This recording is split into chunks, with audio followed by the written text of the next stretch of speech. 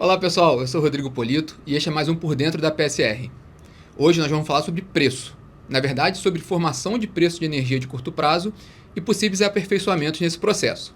Mas quem vai falar sobre isso mesmo, na verdade, são nossos convidados de hoje, Gabriel Cunha e Nina Rubner, que estiveram à frente do projeto Meta 2 Formação de Preço, um amplo projeto conduzido pela PSR com a participação de mais de 50 colaboradores, com a CCE e outros parceiros, e que estudou justamente ali aperfeiçoamentos nesse mecanismo de formação de preço no Brasil, buscando uma maior eficiência no uso dos recursos e na sinalização econômica para os agentes.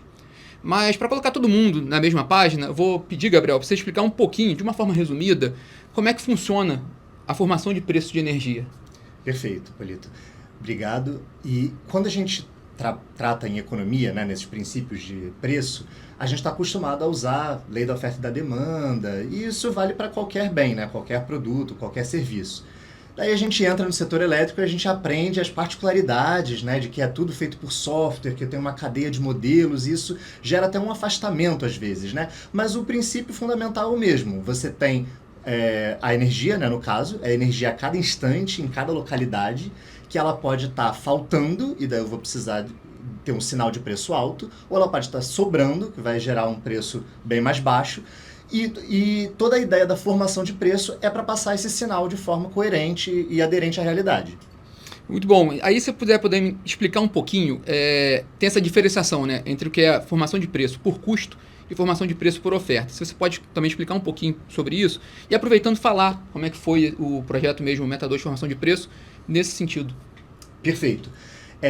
Quando a gente usa essa analogia do preço, né, você pensar nos mercados em geral, você tem essa dinâmica entre compradores e vendedores, que é só a partir dessa informação, né, de cada agente, né, que está ali naquele mercado, que vai ser determinado o preço, né, de alguma forma. Isso é a lógica base do preço por oferta, né? Então ele é totalmente descentralizado. Mas, de novo, por causa da particularidade do setor elétrico, eu sempre tenho algum grau de centralização, porque eu preciso do operador para manter o sistema de pé. Mesmo que eu descentralize quase tudo, eu vou ter algum elemento centralizado ali, fazendo parte do preço por oferta, que é o que a gente vê em vários outros países. Os países que adotam o preço por custo, que é o caso do Brasil, eles partem do outro extremo, né? Eles já começam do modelo centralizado e, quando cabível, eles adicionam um pouquinho de descentralização, justamente porque acabo tendo esse equilíbrio. Então, esse foi talvez um dos principais elementos do projeto Meta, né? A gente estava estudando como diferentes tipos de centralização e descentralização, né? Entrando no detalhe, né? Justamente de cada implementação, podem funcionar e como eles podem funcionar juntos em modelos híbridos de formação de preço. Legal, Gabriel. E trazendo a Nina para a conversa, o Gabriel já mencionou para a gente que no Brasil o mecanismo, né, de formação de preço é por custo. Se você pudesse explicar como é que isso funciona na prática no mercado brasileiro. Perfeito. No Brasil, então, a gente tem, como o Gabriel já antecipou, essa formação de preços por custos, né? E o que isso significa? Isso significa que a gente tem um operador centralizado que faz o despacho das usinas com base em custos auditados dos geradores.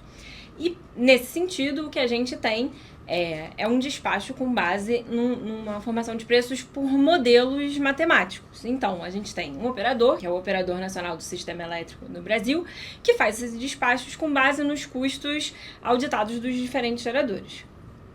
Legal, Nina. E aí no estudo de vocês, no Meta 2, vocês fizeram uma revisão ampla, né, de experiências internacionais sobre formação de preços, né? E aí o que você pudesse comentar pra gente, Gabriel, dessa revisão de experiências internacionais, olhando um pouco o contexto brasileiro, comparando um pouco, né? O que você pode trazer dessa contribuição pra gente? Perfeito, Polito. Então, foi bem interessante ver isso, né? Que, na verdade, praticamente todos os países desenvolvidos, né, na América do Norte, na Europa, já tinham uma lógica de formação de preço por oferta.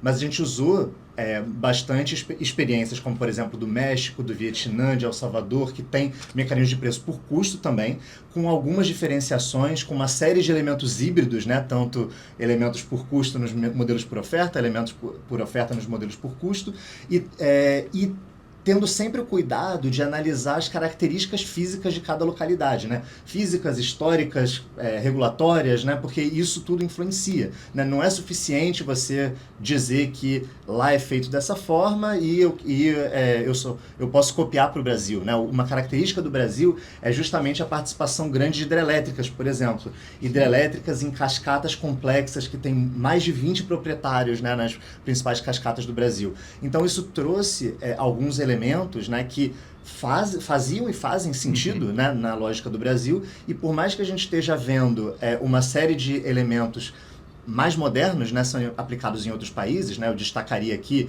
a contabilização dupla, contabilização múltipla, mercado de reserva, uma série de inovações, né, com a transição energética vem se mostrando cada vez mais necessárias, mas que a gente precisa trazer para o Brasil sempre olhando o nosso contexto e como dialogar com a característica física, histórica e regulatória do próprio Brasil. Eu gostei, Gabriel, porque vou até pegar esse seu gancho sobre a contabilização dupla, Nina. Se você puder também, que foi uma coisa que foi muito estudada no projeto, no Meta2 de formação de preço, se você pudesse explicar um pouquinho, de forma resumida também, como é que funciona essa questão da contabilização dupla, como é que ela pode ser útil também. Perfeito. Então, Gabriel falou, né, que nos diferentes países a gente tem diversos formatos de contabilização. No Brasil, por exemplo, a gente tem a contabilização simples ex ante. O que isso significa, né? Eu vou falar um pouco dela para depois passar para a dupla contabilização para a gente entender melhor. Isso significa que o preço ele é calculado com base em quantidades consumidas ou geradas esperadas. Então, ele é um preço calculado ex ante, antes da gente saber o que de fato vai acontecer. A contabilização em si, ela se dá com base nesse preço que foi calculado de forma ex ante, mas com base em quantidades que são observadas, quantidades ex post. Essa é a situação que a gente tem hoje no Brasil. Esse formato, ele tem algumas implicações que a gente vai falar um pouquinho melhor ainda, e uma delas é a importância de que os agentes possam ter as consequências daquilo que eles de fato prestam para o sistema, né? Então, a gente já entendeu que no Brasil a gente tem essa contabilização que é simples ex ante. Quando a gente está falando de mudar para uma dupla contabilização, nada mais é do que a gente responsabilizar os agentes em função das previsões que são feitas. A dupla contabilização, ela tem 2 momentos da contabilização, diferente do que a gente tem hoje para o Brasil. O primeiro é o momento ex ante, que é parecido com o que a gente tem hoje, que a gente tem quantidades esperadas de consumo e geração, e a gente tem um cálculo de um preço ex ante com base nessas quantidades. E aí a gente vai valorar, né, toda essa quantidade esperada com base nesse preço ex ante. Então, uma quantidade ex ante e um preço ex ante. No momento posterior, depois que a gente observa de fato quanto foi consumido ou quanto foi gerado, a gente vai calcular novamente um outro preço. E aí vai ser o preço ex post. E esse preço ex post, ele vai valorar, na verdade, a diferença entre o que foi, o que era esperado em termos de consumo e geração e aquilo que de fato foi observado. Então, a dupla contabilização, na verdade, ela introduz um elemento de responsabilização aos agentes, com base naquilo que eles de fato primeiro, preveem e segundo, geram ou consomem. Legal, Nina. E aí eu queria passar para você, Gabriel, um ponto também que vocês estudaram muito também, além da contabilização dupla, mas também tem algumas relações, mas é a questão tanto de risco de poder de mercado, né, quando a gente fala de preço por oferta, também segurança de suprimento. Se vocês podem também, eu sei que vocês analisaram muito isso, né, com profundidade, se pudesse dar esses toques para a gente. Perfeito, Polito. O que acontece é exatamente isso. Quando você descentraliza, entram todos esses medos, né, de o que os agentes vão fazer. Será que eles não vão dar uma informação muito ruim e isso não vai estragar toda a operação do sistema? Né? A gente está acostumado a trabalhar o sistema de forma descentralizada, né? Então, pelo menos é o diabo que a gente conhece, né? Mas o que a gente vê, né? Primeiro, a parte de mitigação de poder de mercado já é uma preocupação muito grande que sempre tiveram todos os países que fizeram mecanismos de precificação por oferta. Então, tem muita experiência relevante da América do Norte, da Europa, da Colômbia, né, de todos esses mercados que pode ser aplicada diretamente ao Brasil. A gente fez uma proposta. O que é um pouco mais particular é essa preocupação com a segurança de suprimento, que isso acaba tendo sim em países que têm muita hidrelétrica com reservatório, que é o caso da Colômbia, que é o caso da Nova Zelândia. O Brasil tem cascatas mais complexas, né, do que qualquer um desses 2 países, né, mas acaba sendo realmente essa preocupação meses à frente, né, com a segurança do suprimento, não tem menos precedentes internacionais para a gente utilizar. Então a gente acabou aprofundando um pouco mais nisso ao longo do projeto. Eu diria que tem dois elementos, né, duas grandes linhas de defesa que a gente incluiu na nossa proposta. A primeira é justamente responsabilizar os agentes, né, pela segurança de suprimento. Então, se os agentes estão realmente vendo oportunidade de ganhar dinheiro, né, apostando nisso, né, vendo que, olha, vai ter uma seca, então eu vou já atuar a partir de agora, né, para isso, eles vão conseguir lucrar e vão conseguir melhorar a segurança de suprimento do sistema. E a segunda linha de defesa é o que a gente chamou de mecanismo de ofertas de segurança, que seria uma lógica que mantida com a governança do Comitê Nacional de Política Energética e operacionalizada pela CCE, para que, mesmo que eu me encontre numa situação em que ninguém quis atuar, né? Todo mundo deixou dinheiro na mesa, a gente não vai comprometer a segurança do suprimento por conta disso. A nossa esperança, né, é que esse mecanismo não precise ser acionado, mas só o fato dele estar lá quer dizer que a gente consegue ter muito mais segurança, né? E toda a ideia do projeto é isso, é falar, olha, temos prós e contras, né? Teremos desafios no preço por custo, a gente já conhece o desafio, né? Mas no preço por oferta vamos ter outros, mas tem formas de a gente atacar e vamos trabalhar isso a gente começou, né, um diálogo, né, e trouxe ferramentas, né, aqui com o Projeto Meta que vão se continuar, né, nos próximos meses, anos, quem sabe. Legal, Gabriel. A gente está falando aqui de um projeto, assim, é um bate-papo que é relativamente rápido, mas é um projeto longo, foram 30 meses aqui, uma coisa muito abrangente e que vocês podem ter acesso, a gente vai colocar aqui nos comentários, né, no texto para vocês, o link, esse projeto foi totalmente aberto, né, tem todo o material é público, vocês têm acesso a eles, e aí há uma série de recomendações ou possíveis aprimoramentos que possam ser implementados, tem uma espécie de um roadmap que pode ser seguido a partir de agora, né? Sim. A gente montou um roadmap, eu acho que isso é muito importante em função do número de elementos contidos dentro da proposta, né? Esses elementos, a gente tentou desenhar um roadmap facilitando a implementação. O que a gente fez? A gente separou esses elementos buscando colocar mais no curto prazo aqueles que já de imediato poderiam iniciar as discussões. Por exemplo, a dupla contabilização é o primeiro elemento que a gente coloca ali no roadmap, inclusive é um tema que já está na agenda regulatória da ANEEL, então já demonstra, né, que a gente vai levar isso adiante. E todos esses elementos, na verdade, eles têm alterações, né, que podem ser legais ou regulatórias associadas. Alguns deles não, de fato, já podem ser implementados, como a própria dupla contabilização, e tem alguns outros que precisam sim de alguns tipos de ajustes, né? Você comentou que todos esses relatórios estão disponíveis no portal. A gente tem um relatório específico, né, que fala sobre impactos regulatórios e legados. Eu recomendo muito que todos entrem e deem uma olhada, porque ele traz bastante detalhes, primeiro, sobre essa divisão de quais são os elementos de reforma que a gente está trazendo aqui como proposta no âmbito do Projeto Meta, mas também o que precisa ser feito para que cada um desses possa ser implementado no Brasil.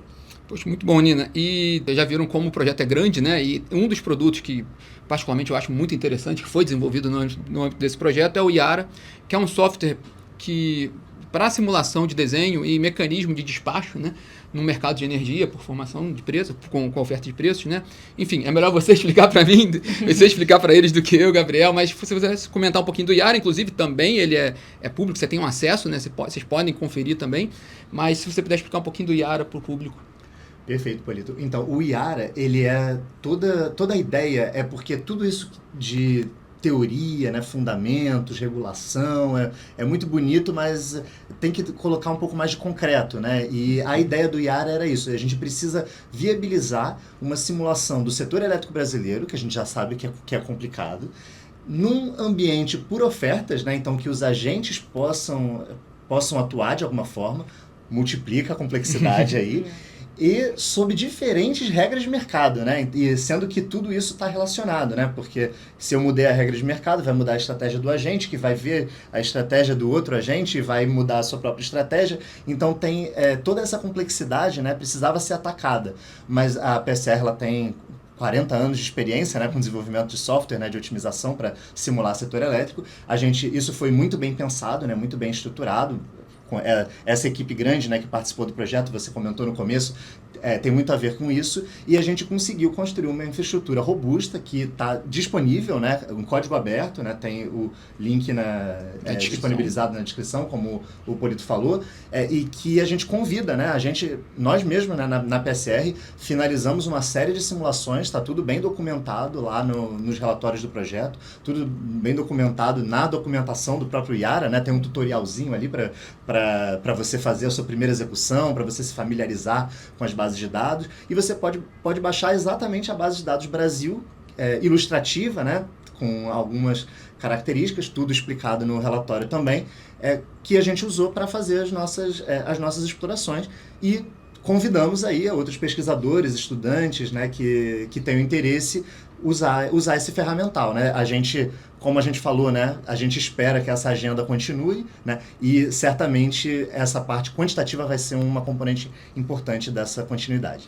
Legal, Gabriel. E aí, Nina, se você pudesse falar também um pouquinho, já que a gente quer que essa agenda continue, quais são os próximos passos, né?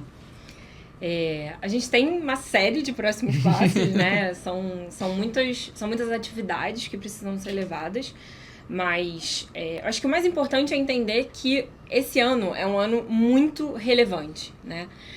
O que isso significa, né? Quando a gente desenhou o roadmap, inclusive, o que a gente coloca é que o ano de 2026 é um ano decisivo. A proposta é que seja o ano para que as instituições decidam ou indiquem qual é o caminho que a gente vai seguir, para que a gente tenha a oportunidade de discutir aquilo que ainda não foi discutido, aprimorar o que ainda precisa ser aprimorado, para de fato a gente conseguir levar esse cronograma dessa reforma. É claro que a gente sabe que esse roadmap, essa reforma, ele precisa de alguns princípios, né? Eu acho que o primeiro é exatamente que as instituições possam dar uma direção, mas que ao mesmo tempo a gente tenha a construção de um consenso, a gente precisa de um diálogo aberto com a sociedade. Uma outra premissa, né, que a gente falou bastante é a importância de ter um período sombra. Então, indicado o caminho para onde a gente vai, aberto o diálogo com a sociedade, vamos implementar? Então, vamos definir quais são as regras, por exemplo, para o período sombra. Eu acho que esse ano de 2026 ele é decisivo nesse sentido. A gente tem um estudo muito completo e muito aprofundado que está público para todos. Então, a gente precisa aproveitar todo esse material, né, que está divulgado, utilizar o Yara para fazer novas simulações que a gente identifique como necessário. O Gabriel falou, a gente convida, né, para que, enfim, estudantes interessados possam utilizar o Yara. Isso é construir cada vez mais conhecimento e massa crítica.